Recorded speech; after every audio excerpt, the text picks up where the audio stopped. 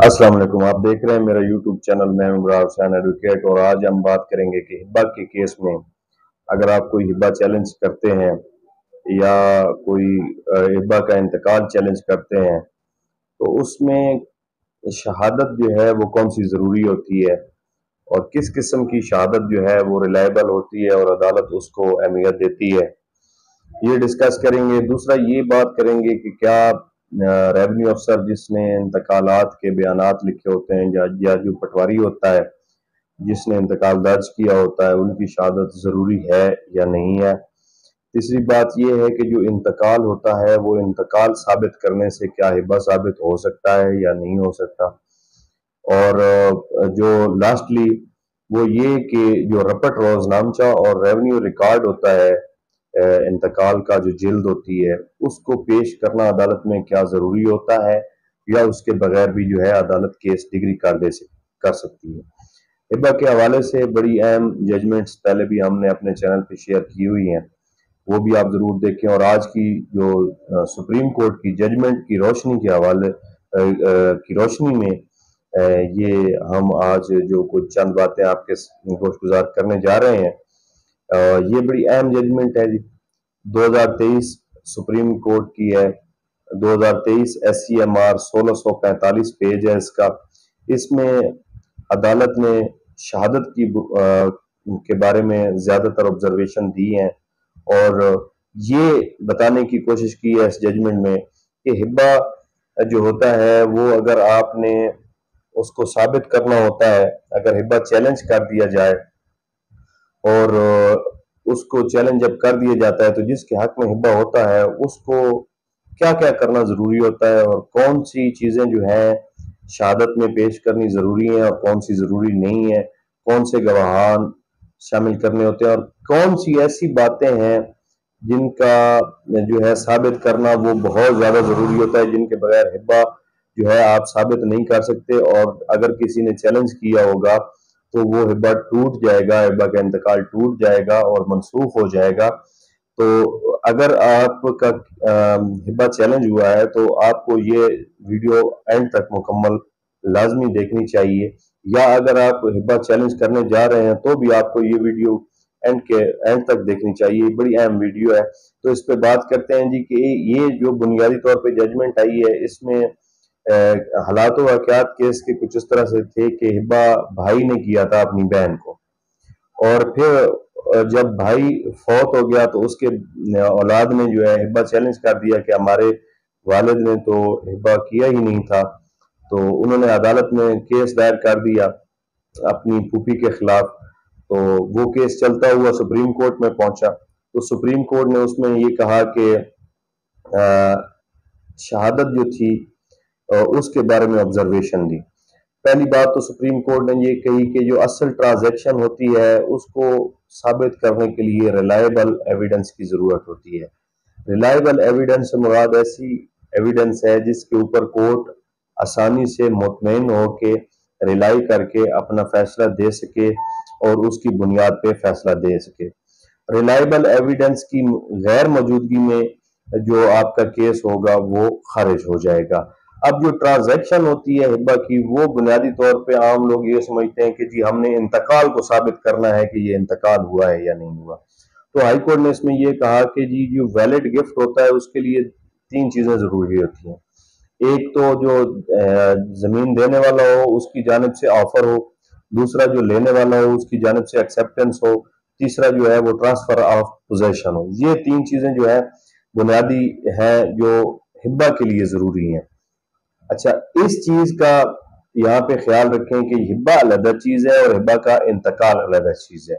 हिब्बा जो है साबित करने के लिए उसके अलग गवाहान की जरूरत होती है। साफ ज़ाहिर है जब कोई बात तय होती है, हिब्बा होता है, तो उसके बाद जाके आप इंतकाल करवाते हैं। पहले हिब्बा हो चुका होता है, वो जबानी होता है या तहरीरी हो सकता है। तो अदालत ने ये कहा कि जो इस केस में शहादत पेश की गई वो उन स्टेप्स के बारे में शहादत थी जो हिब्बा से बाद में स्टेप होते हैं। मसलन हिब्बा हो गया, इंतकाल बाद में दर्ज होता है। उन्होंने इस केस में क्या किया कि जो जिन लोगों ने चैलेंज किया हुआ था केस, दूसरे फरीक ने जो है وہ یہ کیا کہ جی وہ ہبا کا جو گواہان تھے ان میں سے ایک کو پیش کیا.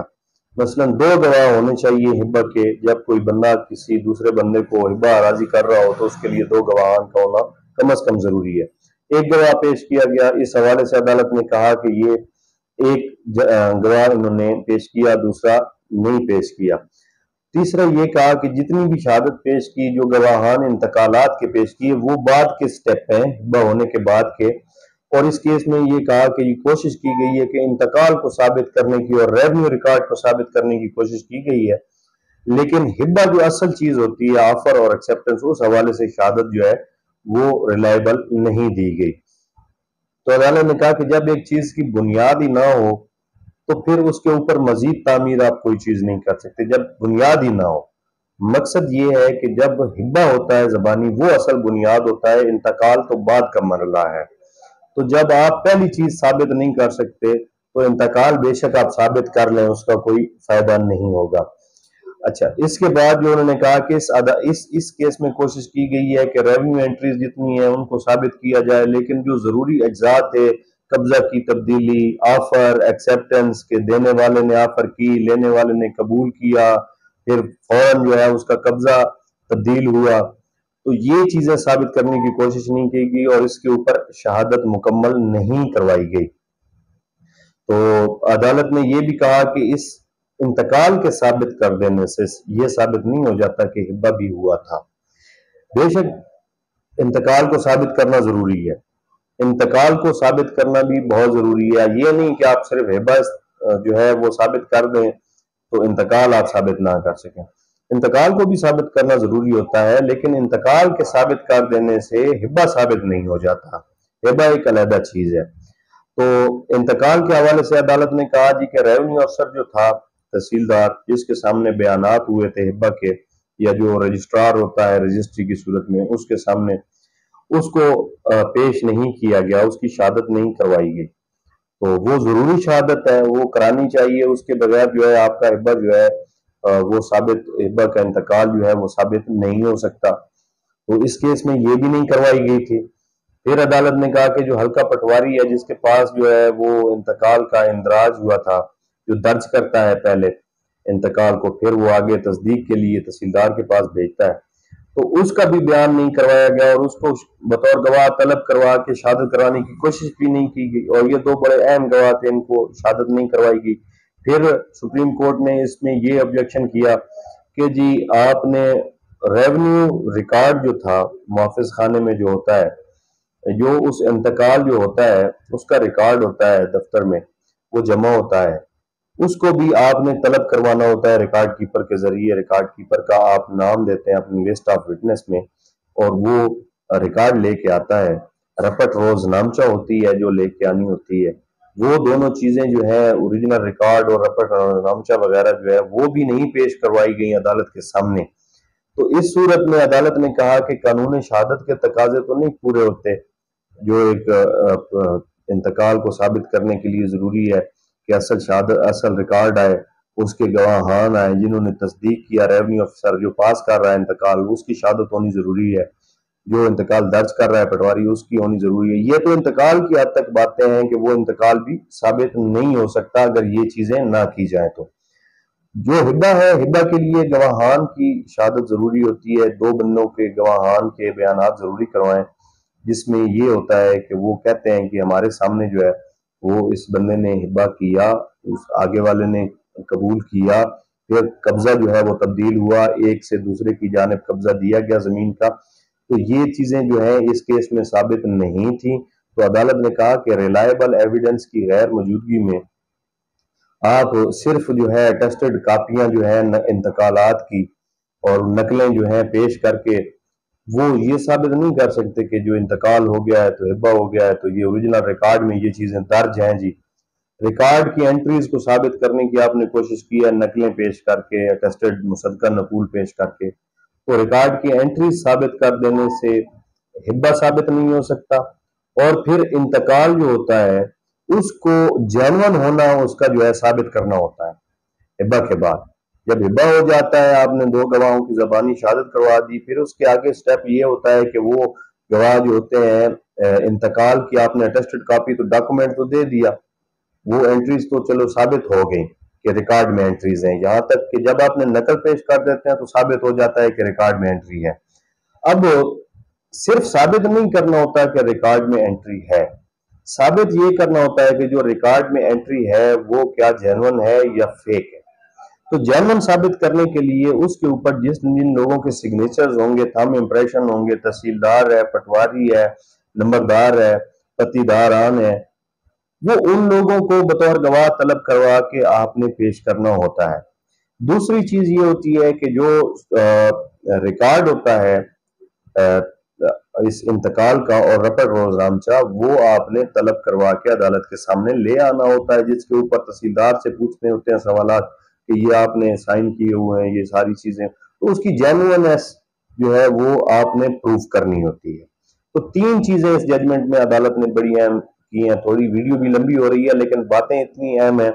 سب سے پہلی ہبہ اگر آپ چیلنج آپ کے خلاف ہوا ہے یا آپ نے کیا ہوا ہے، سب سے پہلی چیز جو ہوتی ہے وہ ہبہ ثابت کرنا ہوتا ہے کہ ہبہ ہوا بھی ہے یا نہیں ہوا۔ یعنی ایک بندے نے کہا کہ میں آپ کو زمین دیتا ہوں ہبہ کے طور پہ، آپ نے میری خدمت کی ہے، مجھے آپ سے پیار ہے، محبت ہے ان سے۔